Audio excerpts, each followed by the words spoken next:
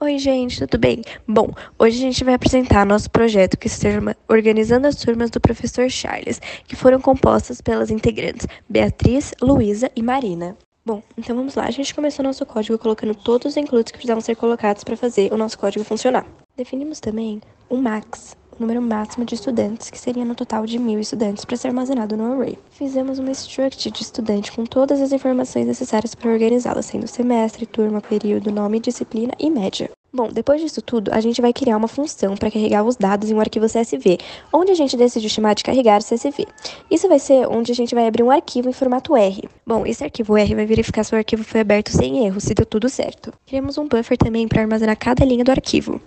A gente criou um for para ficar tipo um looping para fazer cada função do menu. Então, exemplo, case 1 vai ordenar só por nome e vai carregar no arquivo CSV só o nome. Depois, no caso 2, ordenar só por semestre. Então, será ordenado só por semestre. No 3, por semestre, turma, período, disciplina e nome.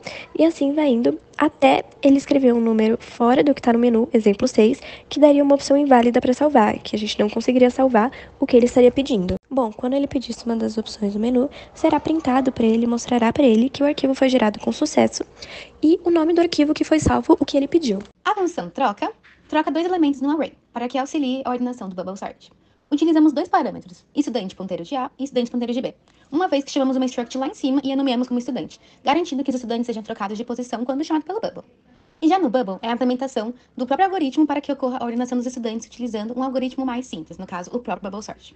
O algoritmo percorre o array várias vezes, comparando elementos adjacentes e trocando-os quando necessário, chamando dois loops e realizando a comparação de dois alunos e os ordenando repetidamente vezes até que esteja completamente ordenado.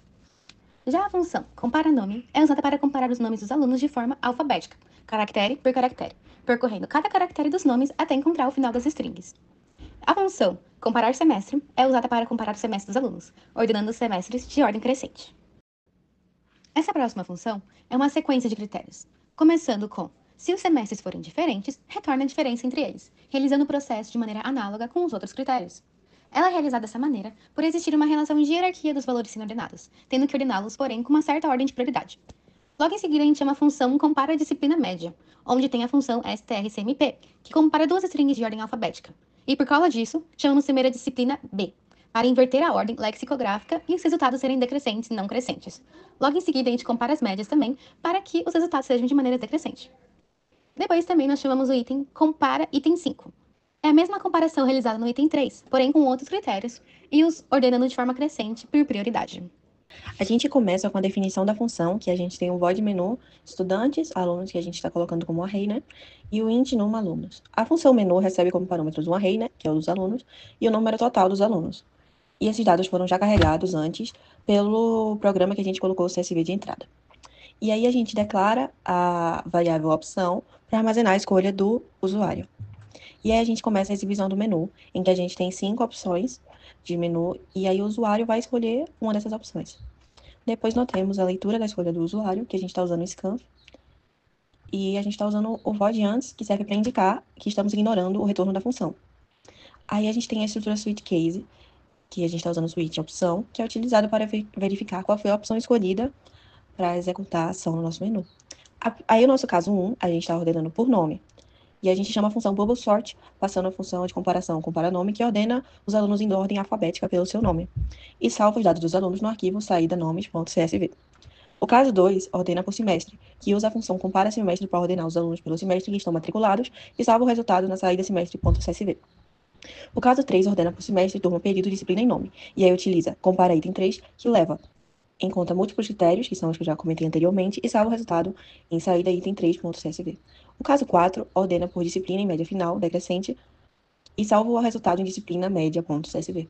O caso 5 ordena por período, semestre, turma, disciplina e nome, que usa o compara item 5, que leva os resultados para os seguintes critérios, já comentados anteriormente, e salva em saída item 5.csv. E a gente tem um tratamento de opção inválida. Então, caso o usuário não escolha nenhum desses itens, ele vai dizer a opção inválida. Agora eu vou explicar a função main. A nossa função main é um ponto de entrada, então ela carrega os dados dos alunos a partir do CSV e chama um menu interativo para que o usuário escolha a forma de ordenação. A gente começa com o int main, que é a função principal do nosso programa, e que todo programa em C começa com a execução dessa função. Aí a gente tem estudantes, alunos max, que declara o array de estudantes chamando alunos que pode armazenar até max em registros. Max foi definido como 1000 no início do nosso código, ou seja, podemos registrar até 1000 alunos no sistema. Int num alunos carregar CSV, entrada CSV alunos, chama a função carregar CSV para ler os dados do arquivo entrada CSV e armazenados no array alunos. Retorna o número de alunos lidos e armazena o valor em num alunos. Em menu alunos, num aluno, chama a função menu, passando por parâmetros alunos, o array contendo os dados dos alunos, e num alunos o nome total dos alunos. E o menu exibe as opções para que o usuário escolha um critério de ordenação. E aí nós temos o return zero, que retorna zero indicando que o programa foi executado com sucesso. Aqui está o código explicado anteriormente, e nós programamos ele para que ele funcione em tanto .cpp no Replit, quanto em .c. Então nós vamos testar.